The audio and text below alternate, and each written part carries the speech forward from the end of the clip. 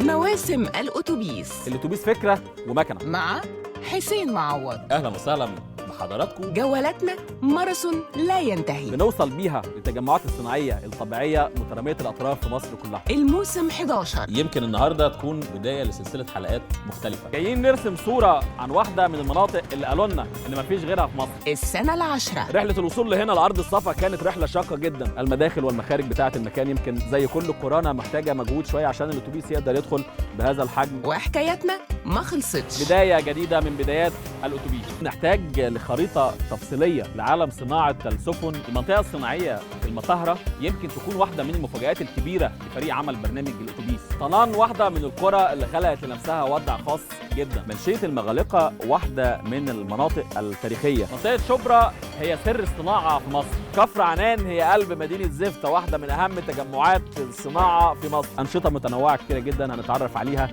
جوه كفر ابو جمعه. الأتوبيس. عمرنا ما هنقول انها مناطق صناعيه عشوائيه ولا هنقول مصانع بير السلم. الأتوبيس. الحقيقه بنشوف صناعات ليها العجب في المناطق اللي بنكتشفها. قوة مصر الصناعية. حكايات بنكتب بدايتها.